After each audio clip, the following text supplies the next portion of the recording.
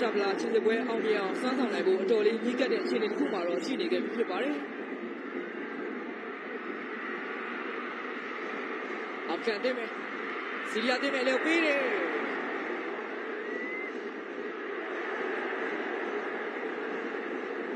ဝက်ပီကိုတိတ်မလို့ရတဲ့အချိန်မှာဆီးရီးယားတင်ရဲ့တိုက်စစ်တွေကိုတော့တောက်လျှောက်မြင်တွေ့နေခဲ့ရတာဖြစ်ပါတယ်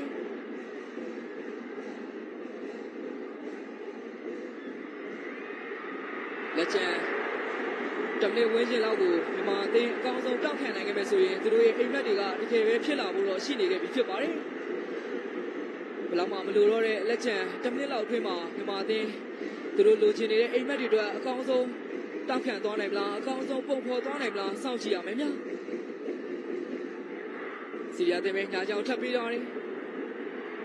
အထူလာအဝတ်လေဆွဲဝင်လာတဲ့အထူလာအဝတ်ပဲမာတင်ခန်းစစ်ကပဲရှင်းလုပ်ထားခဲ့တာဖြစ်ပါတယ်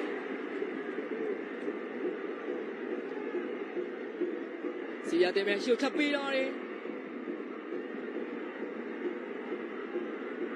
ညာကြောင်မှာပဲချင်းနေကြည့်နေဗျအဖာတကီလေပြီးတော့မာတင်ရဲ့ကစားသမားတွေကတော့ခန်းစစ်မှာလုံးဝအထိုင်ချပြီးတော့နောက်ဆုံးမိနစ်အခိုက်အတန့်ကိုတော့အကောင်းဆုံးချော်ပြတ်နိုင်ဖို့အတွက်ကြိုးစားနေကြတာဖြစ်ပါတယ်။ဒီမှာရှုပ်ပေးလာတယ်။ပြက်ချက်ထွက်လာတယ်။အောင်တီဟာရှင်းလုပ်ထားတယ်ဗျာ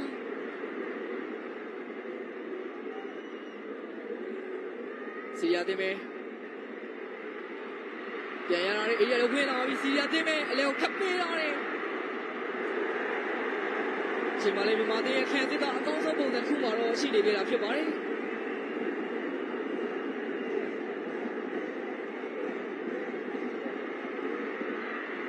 ဆီးရီးယားတင်မဲ့ထပ်ပေးသည်နောက်ဆုံးမိနစ်ထဲမှာအတော်လေးရင်ခုန်စရာကောင်းတဲ့အထိုက်အတန့်တစ်ခုကိုတော့မြင်ခဲ့ရတာဖြစ်ပါတယ်ဆီးရီးယားတင်ရဲ့ကစားသမားတွေထိချက်မမီလိုက်တဲ့အနေအထားတစ်ခုဟာဒီမှာတင်တော့ဥဆောင်ကိုခွင့်ပြုပေးရဖို့အတွက်အတော်လေးကံကောင်းခဲ့တဲ့အနေအထားတစ်ခုလို့ဆိုရမှာဖြစ်ပါတယ်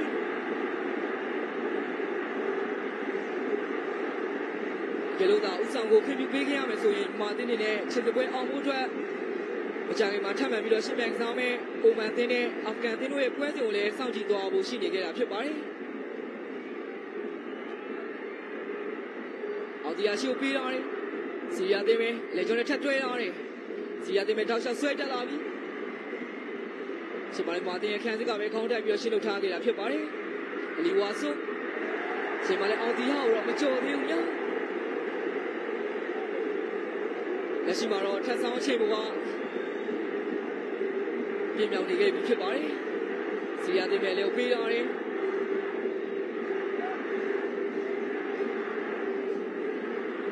အောင်တီဟာရှင်းထုတ်ထားတယ်ညာကိုဟင်းစီရဲ့ကျွန်တော်တင်ဆက်နေတဲ့ချိန်တွင်းမှာပဲ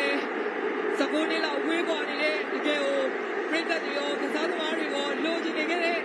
အာရှဖလားဝင်ခွင့်အိမ်ဘက်ကတကယ်ပဲဖြစ်လာခဲ့ပြီဖြစ်ပါတယ်ဟုတ်ပါတယ်ကိုကြီးဆိုရင်ပြည်သက်တွေရောကစားသမားတွေရောတကယ်ကိုဝေးကွာနေခဲ့ပြီဖြစ်တဲ့အာရှဖလားဝင်ခွင့်ရောဒီနေ့မှာယူဆကွန်အသင်းဝင်ခွင့်ရရှိသွားခဲ့ပြီလည်းဖြစ်ပါတယ်တခွင်းလုံးဒီပါခွင့်ပြည့်လာရောက်အားပေးခဲ့တဲ့ပြည်သက်တွေရဲ့အားပေးမှုဟာတကယ်ကိုလုံးဝအလဟတ်တမဖြစ်ဘူးဆိုတာကိုတော့ဒီနေ့မှာမြန်မာကစားသမားတွေအကောင်းဆုံးတက်တည်ပြပြီးတော့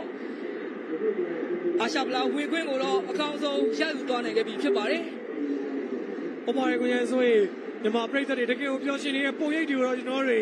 ထင်သာမြင်တွေ့ထားခဲ့ရလည်းဖြစ်ပါတယ်ပြည်သက်တွေရဲ့အားပေးမှုကလည်းဝယ်ပြီးဆုံးချိန်မှာတော့ပုံမြိုင်ဆိုင်လာခဲ့သလိုကစားသမားတွေအနေနဲ့လည်းတကယ်ကိုပျော်ရွှင်နေတဲ့ပုံရိပ်တွေကိုတော့ကျွန်တော်တွေမြင်တွေ့ထားခဲ့ရလည်းဖြစ်ပါတယ်ဒီနေ့မှာရှင်းစပွဲအောင်မြင်ဖို့တတ်မှတ်ပဲလိုတော့တဲ့အခြေအနေတစ်ခုမှာမြန်မာအသင်းတကယ်ပဲတတ်မှတ်ကိုရအောင်ယူပြီးတော့ရှင်းစပွဲကိုကောင်းကောင်းကြီးအောင်မြင်အောင်စမ်းဆောင်သွားနိုင်ခဲ့ပြီဖြစ်ပါတယ်2006ခုနှစ်နောက်ပိုင်းပထမဆုံးအချိန်မြန်မာယူဆက်ခွန်အသင်းအာရှဖလားကိုတော့ဝင်ခွင့်ရရှိခဲ့ပြီလည်းဖြစ်ပါတယ်။ဒါကြောင့်မြန်မာယူဆက်ခွန်အမျိုးသားအသင်းလာမယ့်2026ခုနှစ်ဆော်ဒီအာရေဗျနိုင်ငံမှာကျင်းပပြုလုပ်မယ့်အာရှဖလားပြိုင်ပွဲကိုတော့အကောင်းဆုံးထပ်မံဝင်ရောက်ရှင်းပြိုင်သွားဖို့တော့ရှိနေကြတာဖြစ်ပါတယ်။ဒါကြောင့်လက်ရှိချိန်မှာမြန်မာယူဆက်ခွန်အသင်းအာရှဖလားဝင်ခွင့်ရရှိသွားပါတယ်ဆိုတဲ့အကြောင်းတင်ဆက်ရင်းနဲ့မကြခင်မှာတော့ကျွန်တော်ရဲ့တိုက်ရိုက်ထုတ်လွှင့်တင်ဆက်မှုတော့ရနာသွားတော့မှလည်းဖြစ်ပါတယ်ဒီနေ့ပွဲစဉ်ကိုကြည့်ရှုပေးခဲ့ကြတဲ့ပရိသတ်တယောက်ချင်းစီတိုင်းကိုလည်းကျေးဇူးအထူးပင်တင်ရှိပါတယ်ခင်ဗျာ